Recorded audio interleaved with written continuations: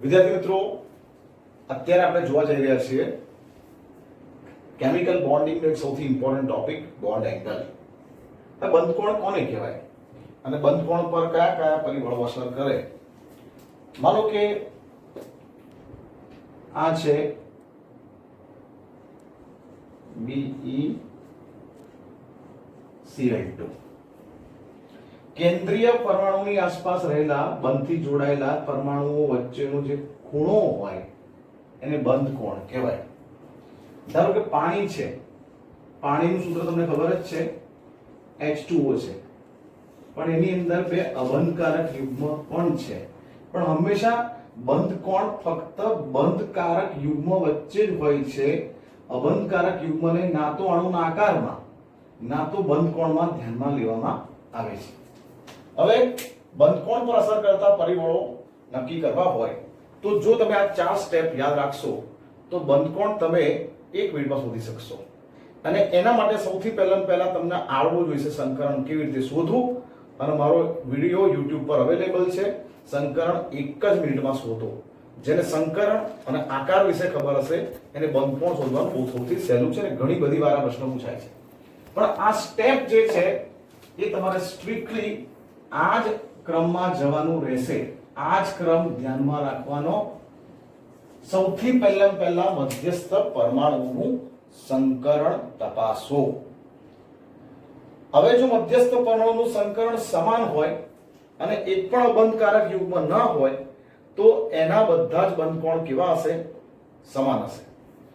મધ્યસ્થ પરમાણુનું સંકરણ સમાન હોય અને કેન્દ્રીય પરમાણુ જે છે એ કેન્દ્રીય પરમાણુ પર કેટલા અબંધકારક યુગ્મ છે એ તપાસવા પડે.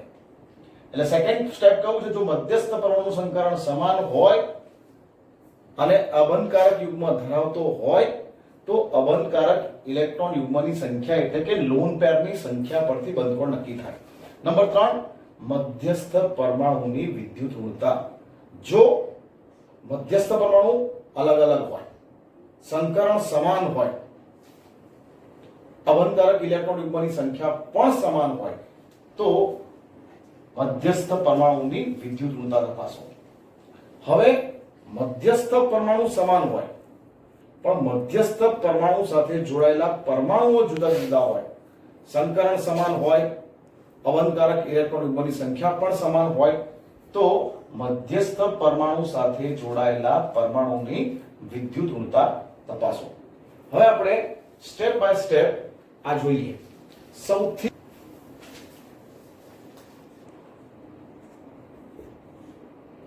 ચલો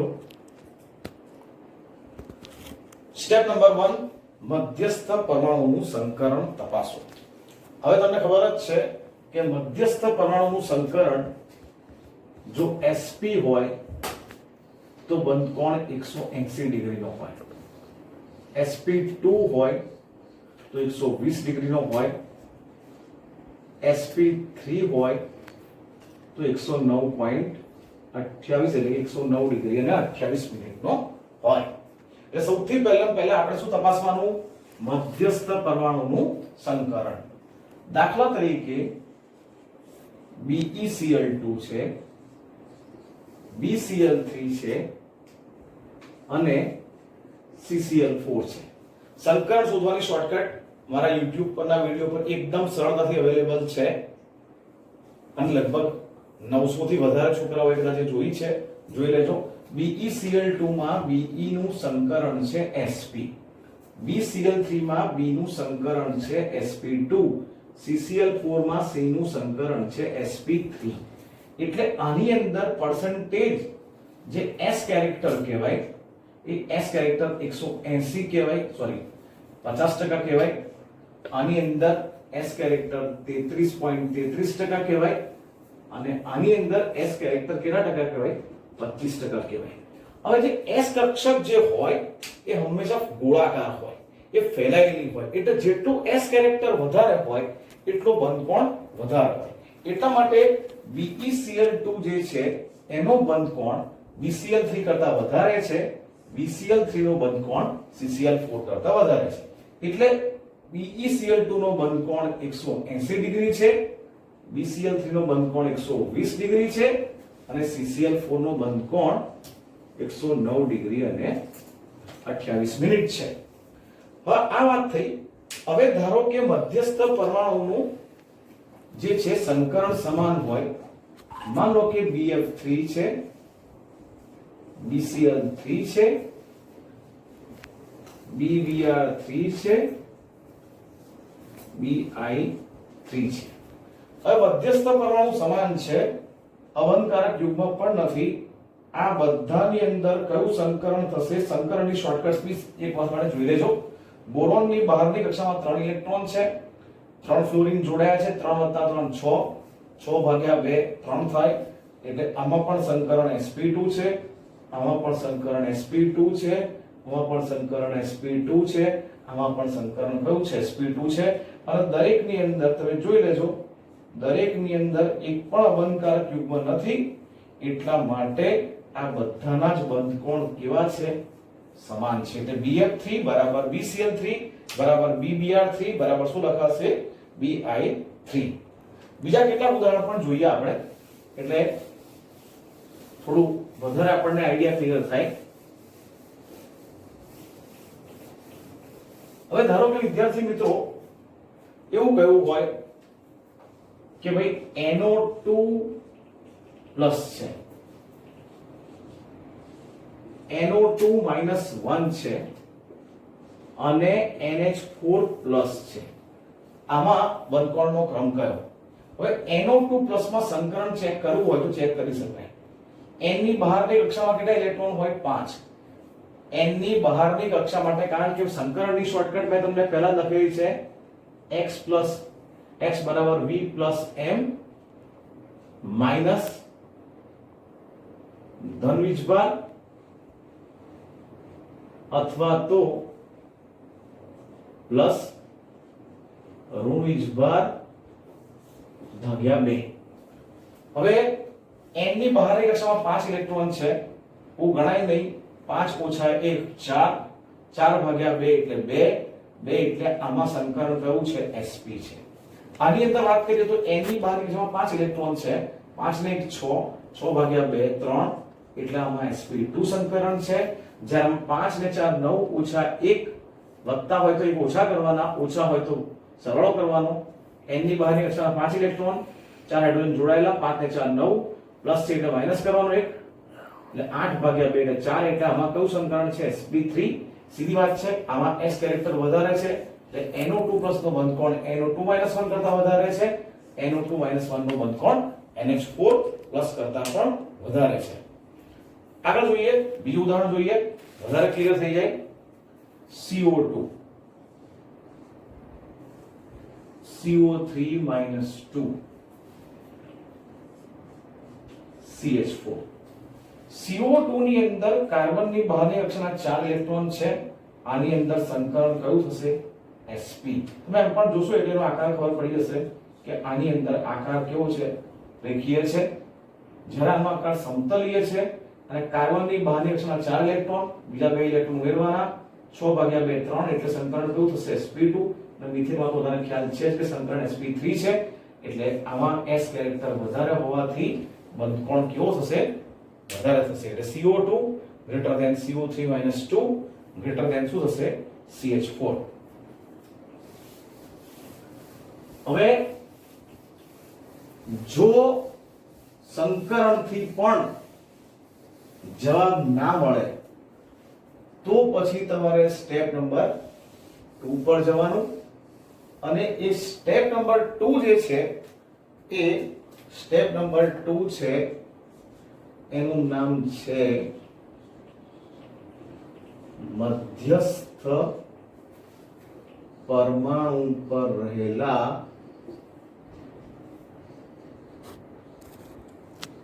અબંધકારક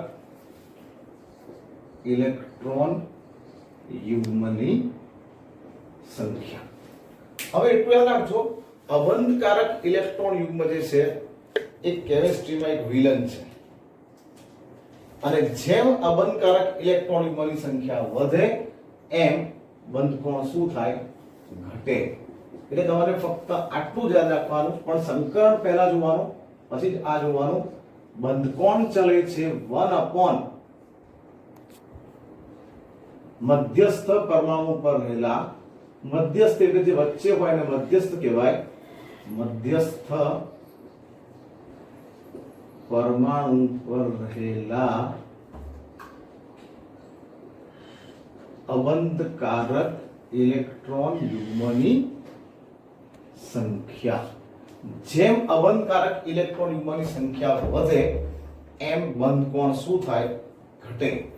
માન લો કે મિથેન છે, સ્ટ્રક્ચર પણ તમને થોડો ખ્યાલ હશે જ. આ મિથેન છે, આ છે NH3 અને આ છે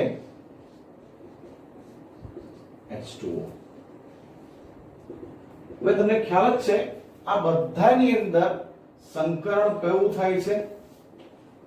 કયું થાય છે? sp3. હવે સંકરણ ભલે sp3 છે, પણ આની અંદર અબંધકારક યુગ્મને લોન પેર પણ કહેવાય, એટલે આપણે LP લખશું શોર્ટમાં. આમાં અબંધકારક યુગ્મ 0 છે, આની અંદર અબંધકારક યુગ્મ 1 છે અને આની અંદર અબંધકારક યુગ્મ કેટલા છે? 2 છે. તો જેમ અબંધકારક ઇલેક્ટ્રોન યુગ્મની સંખ્યા વધે એમ બંધકોણ ઘટે, અને અબંધકારક યુગ્મની સંખ્યા ઓછી હોય તો બંધકોણ વધારે થાય. એટલે મિથેનની અંદર HCH જે બોન્ડ એંગલ છે એ HNH બોન્ડ એંગલ કરતા વધારે છે અને a bond angle HOH bond angle કરતા વધારે છે. કારણ કે અબંધકારક યુગ્મ શું કરે? અહીંયાથી અબંધકારક યુગ્મ જે છે એ અબંધકારક યુગ્મ એ આને શું કરશે? દબાવશે. અબંધકારક યુગ્મનું કામ શું છે? કારણ કે તમને એવું ખબર છે કે અપાકર્ષણનો જે ક્રમ છે એ આવો છે: lone pair greater than lone pair bonding pair. અહીંયા એક આપણે એક વસ્તુ ઉમેરશું, એ છે લોન પેર અનપેર્ડ, અને પછી આવશે બોન્ડિંગ પેર એટલે અનપેર્ડ. સમજો કે આ અહીંયાથી આને દબાવશે, કારણ કે અબંધકારક યુગ્મ નવરા હોય, કોઈ કામ ધંધો હોય ના, અહીંયાથી દબાવશે એટલે બંધકોણ જે છે એ થોડો ઘટશે. જ્યારે આની અંદર બે અબંધકારક છે, સૌથી પહેલા તો આ બે વચ્ચે અપાકર્ષણ થશે અને પછી આ અહીંયા ધક્કો મારે એટલે આ આને ધક્કો મારશે, આ આને ધક્કો મારશે, એટલે બંધકોણ વધારે સંકોચાશે. એટલે બંધકોણ વધારે સંકોચાવાથી આનો બંધકોણ સૌથી ઓછો મળે છે. તમને ખ્યાલ છે કે આની અંદર પાણીમાં જે બંધકોણ છે 104.5 ડિગ્રી છે, એમોનિયામાં બંધકોણ 160 ડિગ્રી છે અને મિથેનમાં જે બંધકોણ છે 109 ડિગ્રી અને 28 મિનિટ છે. હવે હજુ આપણે કેટલાક ઉદાહરણો જોઈએ એટલે વધારે આઈડિયા આવે એ શું કહેવા માંગે છે. બરાબર? ચલો, માનો કે બીજું ઉદાહરણ જોઈએ કે NO3 - 1 છે અને NO2 - 1 છે. હવે NO3 - 1 નું સંકરણ ચેક કરીએ. N ની બહારની કક્ષાના 5 ઇલેક્ટ્રોન, O ગણાય નહીં પણ એક ગણાય એટલે 5 ને 6 ભાગ્યા 2 3, એટલે આમાં સંકરણ કયું થશે? sp2. તો NO2 - માં પણ સંકરણ કયું થશે? આ જ રીતે 5 ને 6 ભાગ્યા 2 3, એટલે સંકરણ કયું થશે? sp2. પણ તમે જરા જોજો ધ્યાનથી, આમાં તમારું sp2 સંકરણ આવ્યું એટલે તમારું x નું મૂલ્ય 3 આવ્યું હશે, જે આપણે શોર્ટકટમાં કીધું હતું કે ભાઈ x બરાબર v પ્લસ m માઈનસ હોય તો કરવાનું ધન એટલે માઈનસ પ્લસ ઋણ વીજભાર ભાગ્યા 2. જોઈ લેજો, આની અંદર અબંધકારક યુગ્મની સંખ્યા 0 ગણાશે કારણ કે ત્રણે ત્રણ પરમાણુ જોડાયેલા છે. આની અંદર પણ sp2 છે, મતલબ તમારું x નું મૂલ્ય જે છે, જે નિયમ પ્રમાણે x નું મૂલ્ય કેટલું આવશે? 3 આવશે. હવે પણ કેટલું મૂલ્ય આવશે? x નું મૂલ્ય કેટલું આવશે? 3. સંકરણની શોર્ટકટ જોઈ લેજો અને આની અંદર ત્રણે ત્રણ પરમાણુ જોડાયા છે એટલે તમે એવું કહી શકો કે આમાં લોન પેર 0 છે જ્યારે આમાં લોન પેર 1 છે.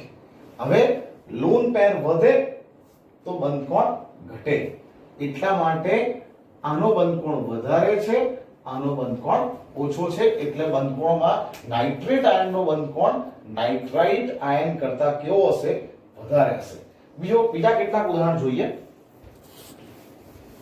એટલે હજુ પણ આપણું ક્લિયર થઈ જાય કે NH2 1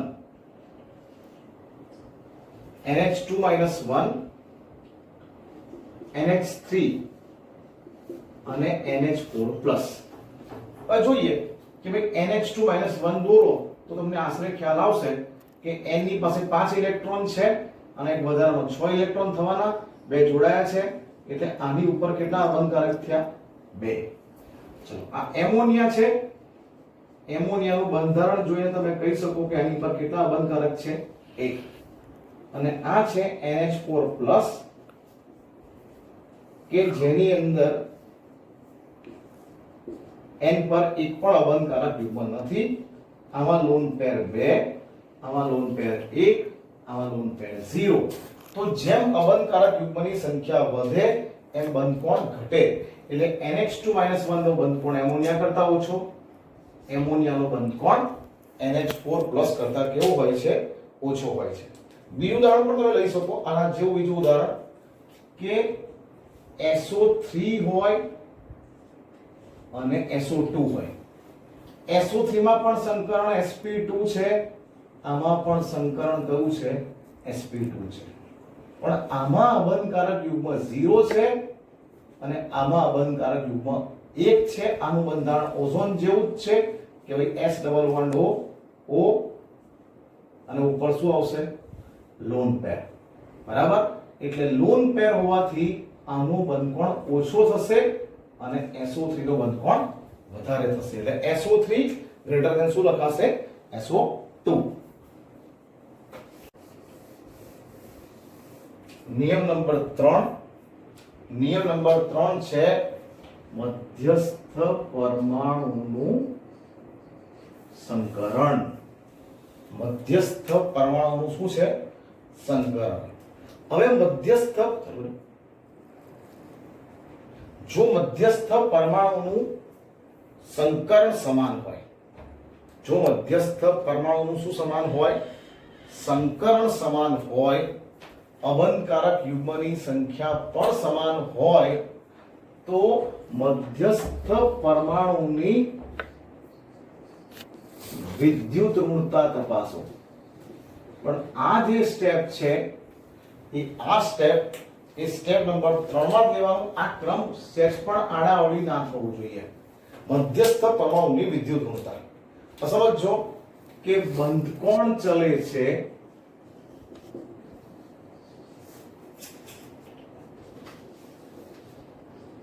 મધ્યસ્થ પરમાણુની વિદ્યુત ઋણતા.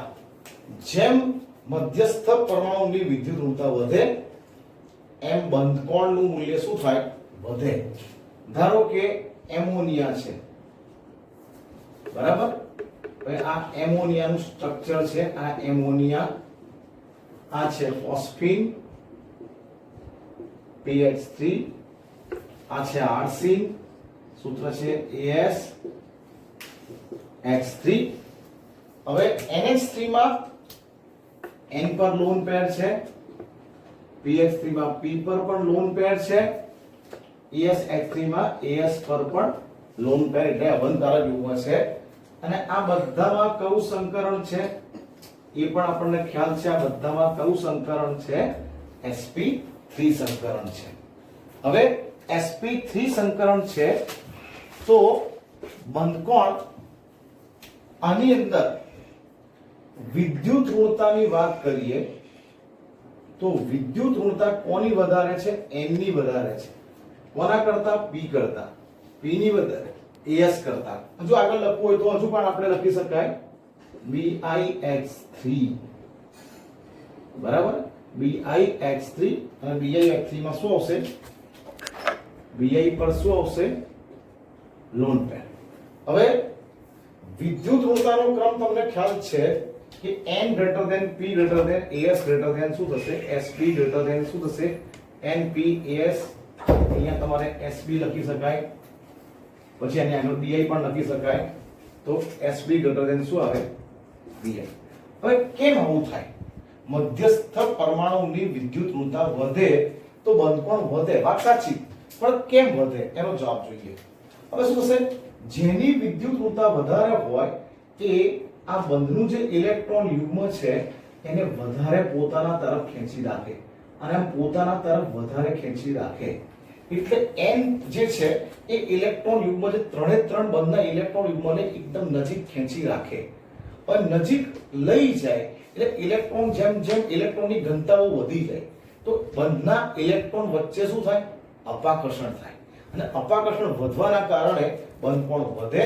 એટલે એમોનિયાનો જે બંધકોણ છે એ એમોનિયાનો બંધકોણ pH3 કરતા વધારે હોય, pH3 નો બંધકોણ AsH3 કરતા વધારે હોય, એનો બંધકોણ SpH3 કરતા વધારે હોય, અને એનો બંધકોણ BiH3 કરતા વધારે હોય. પણ તમને બીજો એક તમને ખ્યાલ કહી દઉં કે એમોનિયાનો બંધકોણ ધારો કે 160 ડિગ્રી છે, આનો ધારો કે 94 ડિગ્રી છે સમજવા ખાતર, તો બધાના 92 કે 93 92 91 આ બધાના જે બંધકોણ છે એ લગભગ સમાન છે. આને સમજવા માટે આપણે એક બીજો એક નિયમ છે, એને કહેવાય છે ડ્રેગોનો નિયમ. એ ડ્રેગોનો નિયમ આપણે તપાસવાના છે. એ ડ્રેગોનો જે નિયમ છે એ ડ્રેગોનો નિયમ આપણે બતાવવાના છીએ. હવે આ જ પ્રમાણે ધારો કે H2O છે, એનો બંધકોણ H2S કરતા વધારે થાય, H2S નો બંધકોણ H2Se કરતા વધારે થાય, H2Se નો બંધકોણ H2Te કરતા વધારે થાય, H2Te નો બંધકોણ H2PO કરતા વધારે થાય. એટલે રો નિયમ છે ત્રીજો નિયમ, મધ્યસ્થ પરમાણુની વિદ્યુત ઋણતા જેમ વધે એમ બંધકોણ શું થાય? વધે. એટલે પણ આની અંદર પણ સેમ કેસ છે. પાણીનો બંધકોણ 104.5 ડિગ્રી છે, પણ આ બધાના બંધકોણ નિયર ટુ 90 ડિગ્રી છે. કેમ? અને પણ કયો નિયમ લાગુ પડે છે? ડ્રેગોનો નિયમ. હવે ડ્રેગોનો નિયમ શું કહે છે એ પણ જરાક જોઈ લેવું હોય તો જોઈ લઈએ. એટલે ઘણીવાર આવા સવાલ આવે છે કે નીચેના પૈકી કયા અણુનો બંધકોણ જે છે એ. હવે જો મધ્યસ્થ પરમાણુઓ જે છે એ સરખા હોય ને જોડાયેલા પરમાણુ અલગ અલગ હોય તો તમારે જવું પડે સ્ટેપ નંબર 4 પર. સ્ટેપ નંબર 4 શું છે કે જો મધ્યસ્થ પરમાણુ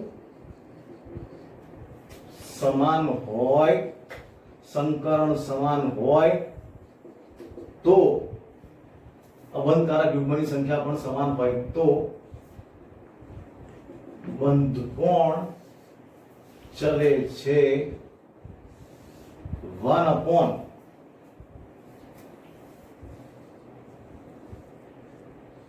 મધ્યસ્થ પરમાણુ સાથે જોડાયેલા પરમાણુની વિદ્યુત ઋણતા. જેમ મધ્યસ્થ પરમાણુ સાથે જોડાયેલા પરમાણુની વિદ્યુત ઋણતા વધે તેમ બંધકોણ વધતો નથી, પણ બંધકોણ શું થાય છે? ઘટે છે. માન લો કે આપણે એનું એક ઉદાહરણ જોઈએ તો આપણને એ ઉદાહરણથી થોડો ખ્યાલ આવશે કે OF2 છે, OCl2 છે અને OBr2 છે. OF2 છે, OCl2 છે અને OBr2 છે. સ્ટ્રક્ચર દોરવું હોય તો પણ દોરી શકાય. OF2 OCl2 OBr2.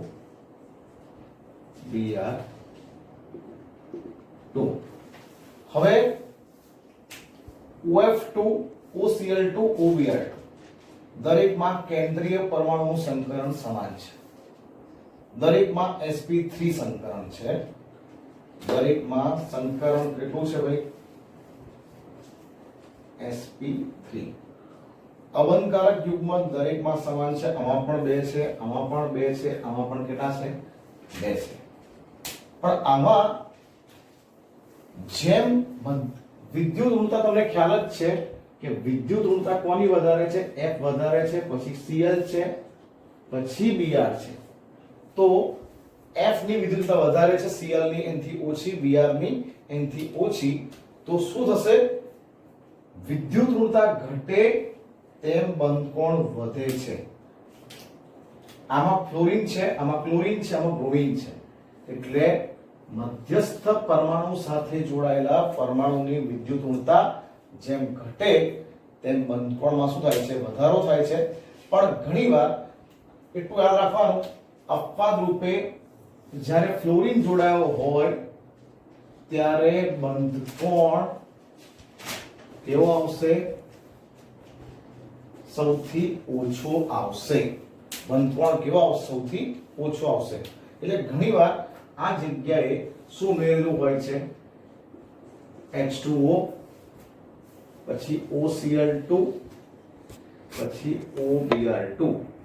તો આ સૌથી ઓછું યાદ રાખવાનું. બરાબર? આ એક અપવાદ છે, એને એ રીતે યાદ રાખજો. હવે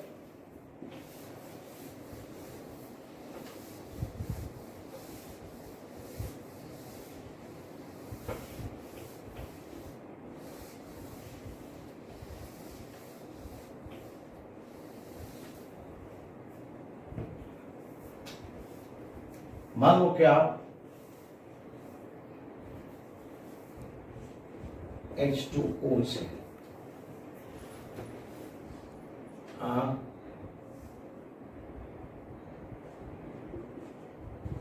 Cl3OH છે, આ છે ડાયમિથાઇલ ઈથર છે. હવે આ બધામાં સંકરણ કેવું છે? સમાન છે. કયું સંકરણ છે બધામાં? sp3. પણ તમને એવું ખબર છે કે મિથેન જે છે એનું મિથાઇલ જે સમૂહ છે એ મિથાઇલ સમૂહ જે છે એકદમ મોટો સમૂહ છે. અને મોટો સમૂહ હોવાના કારણે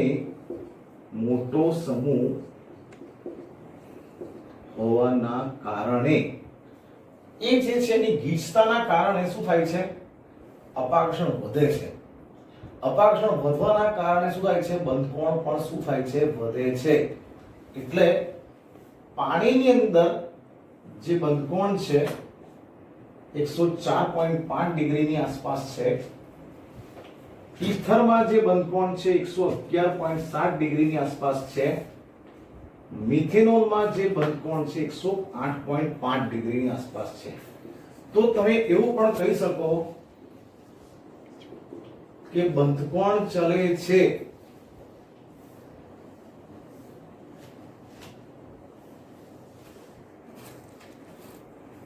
મધ્યસ્થ પરમાણુ સાથે જોડાયેલા પરમાણુ અથવા સમૂહોનું કદ. મધ્યસ્થ પરમાણુ સાથે જોડાયેલા પરમાણુ અથવા સમૂહોનું કદ જેમ વધે એમ બંધકોણ શું થાય છે? વધે છે. Thank you.